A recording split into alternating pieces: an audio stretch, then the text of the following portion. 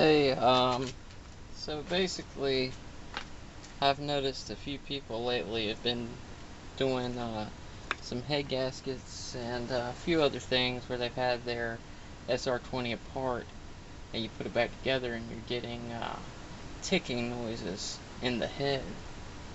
And, usually, a lot of times it's attributed to, air in the lifters. Basically, when your lifter's upside down, what's happening is air is getting inside there, and then when it's going up and down, it's making a tapping noise. Now, this is what your SR hydraulic lifter looks like.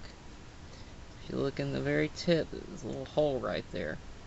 Now I'm going to basically show you how to bleed these lifters, and then I'm just going to show you generally how to put an S14 SR head together, as far as dropping the lifters in the holes they need to go in, putting cams in, and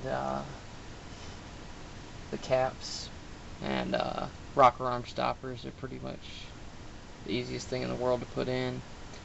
But anyways, first off, what we're going to do is bleed these lifters so we can install them in the motor. And I'll just show you one, and you basically just repeat the process with all of them. The first thing we're going to do is get you some oil. I've used Marvel Mystery Oil in the past. That works pretty good, but just pretty much any oil. This time I'm using Amsoil 10W30 fully synthetic. It's the same thing I'm going to end up running in the car, so I figured it might as well use it with this. So what you want to do is just drop your lifter in there. Okay, you want it fully submerged. And what you want is, I don't have my straight one. I've got parts thrown everywhere, so I'm not sure exactly where it is, but basically, see, this is a pick tool. Ideally, a straight one right here instead of this curved one would be ideal, but since I don't have it, we're just going to deal with what we've got. Okay, now what you want to do is, I don't know if you can see it in there, but there's some air already coming up through that little bitty hole. What you want to do, you can see that. Let me see if I can zoom in a little bit here. Okay, yeah, you can still see that. Is you want to apply pressure in that hole, and that pushes the lifter down. You just want to let it bleed out that air. See the little air bubbles coming out right there. You don't need a whole lot of pressure, but also, once you're done with this, you do not want to turn them any way but right side up, like they're sitting in this. So you want to just take them straight from there into the head. So once you get all that bled, just keep pushing that until you get all the little air bubbles out. All of them out. And then I'm going to go ahead and do these, and once I get finished, I'll continue the video and show you where exactly they go and the process for that. Okay, so now we're going to assume that you've got all your lifters bled. I don't have all mine bled yet. I'm just doing this for the sake of showing everyone. There's going to be 8 lifters, and you're going to put them into 8 holes in the head. Now your head may look a little bit different than what I've got here. This is an S14 SR head on a redtop S13 SR block. I'm just doing a different head swap, but it's all pretty much the same. Okay, so alright, so we'll say you've got your lifters all bled. I don't have all mine bled yet, just because I can't keep them all upright while I'm recording and whatnot. So alright, see these holes right here? Right there. Okay, so these holes right here, these are where your lifters are going to go. Alright, and basically you're going to have the lifter sitting right here, and then the rocker arm will sit on top of there, and it will rock up and down onto these valve springs. seats right up here at the top. And you know, when the cam goes down on top of the rocker arm, it pushes down on those and opens and closes your valves. And that's basically how all that works. So we'll get to that later on in the video. For now, I'm just going to show you what I do, at least. This is probably isn't required, but I always overdo it with the assembly lube on anything I do, rebuilding engine wise. So honestly, you don't need a lot of this stuff, but just put a little dab right through there. And I use Permatex Ultra Slick assembly lube. This stuff is great. I've been using it for years, but you know, just ARP makes an assembly lube. There's a few others out there. If you're in a bind and you have to use something that's not assembly lube, Marble Mystery Oil can work, but I would recommend waiting another day and using actual assembly lube. I mean, what's a day or two wait instead of having to pull your motor back apart? Okay, so I'm gonna go over here and pick up my hydraulic lifter, and like I said, always keep it upright. You always want it to look like this. You never want to turn it on its side or upside down, because you're just gonna basically have to bleed it again. All the air is gonna come out. Alright, and then you just drop it down in that little hole, and you shouldn't have to force it. You just give it a little wiggle and it'll slide on down in there. And then once it's in there, it'll look like that, and you're pretty much set to go. Alright, well, I'll continue as soon as I get all these put in, and then we'll get on to the rocker arms and the tops of the valve spring seats, the shims. Alright, so I showed you bleeding these lifters before. You're going to want something straight up and down to bleed these. Apparently I wasn't getting far enough down in there to bleed it good. But I picked up a really thin Allen wrench, and you can see. Well, get enough force in here.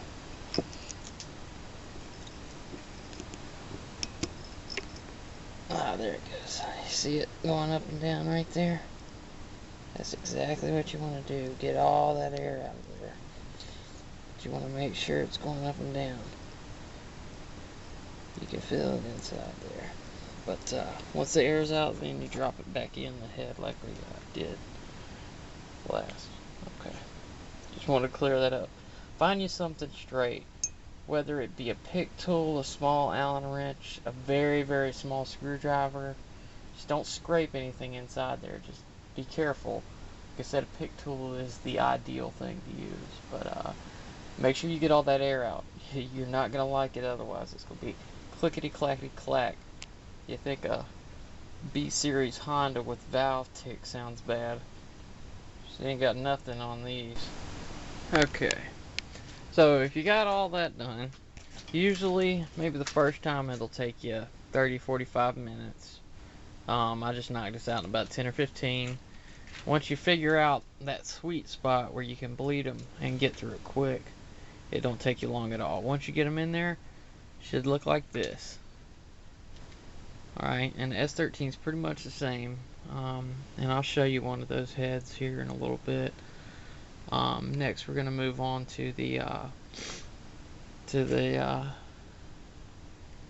shims that sit here in the retainers, caps or whatever I want to call it, retainers actually. And then we'll put the rocker arms in.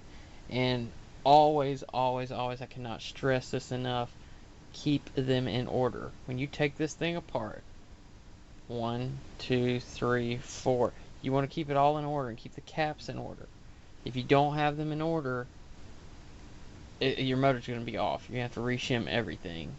And believe me, you do not want to try to set the valve timing on one of these heads. It is a pain, a royal pain. So I'm going to grab some of these shims and go ahead and put them in.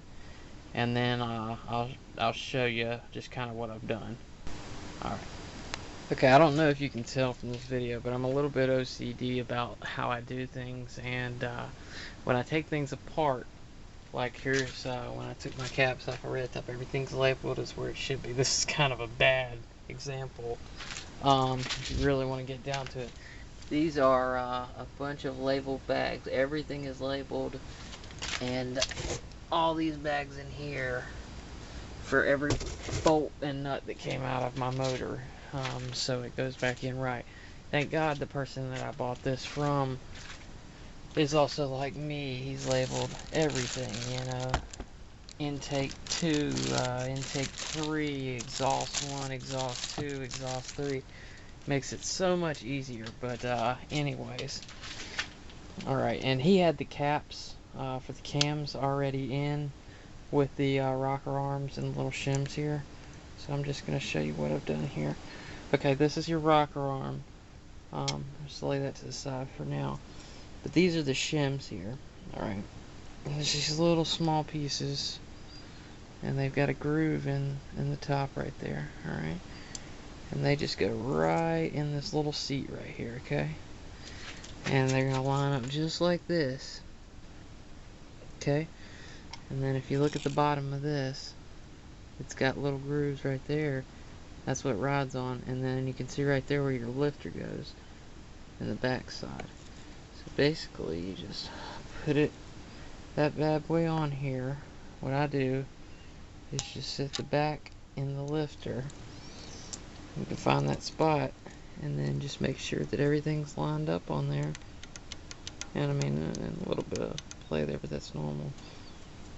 And you're all set. And I just went ahead and put my cap on just for the sake of having it there, knowing it's in order. That way when I put my cams in, everything's already there. I just got to pop them off real quick, throw the cams in, and we are ready to roll. So I'm going to go ahead and put the rest of this together, and then we'll continue. Now that you've got that done, your head should look pretty much like this. You know, whether or not you put the caps on or not. But I went ahead, like I said, and just stuck mine on there so I know where they're at. And if you look on the caps, it kind of tells you what to do. See right there, you got I for intake side, and that one doesn't have a 1 on it, but the others have 2, 3, 4, and then 5 in the back there. Okay, and if you go over to this side, it's got the Ford. It doesn't have an E on it, but I guess that's supposed to be, you just know it's exhaust. That's 2, 3, 4. If you look real close,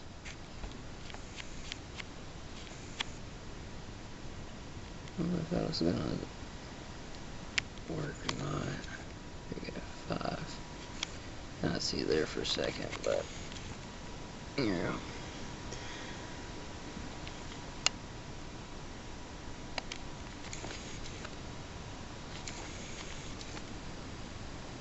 But anyways, so yeah, now I'm going to put the cams in and just kind of show you from there. We can get the chain on and whatnot.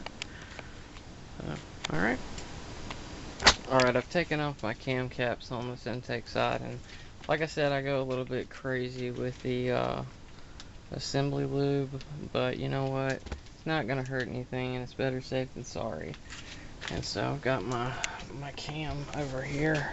I always, for some reason, I don't know if it's just me or not, but I always put my intake cam in first. So that's the one I grabbed. And I'm not sure what you're working on, if you're doing stock cams or not. But in this particular engine setup, I'm going to be running the Tomei Poncam.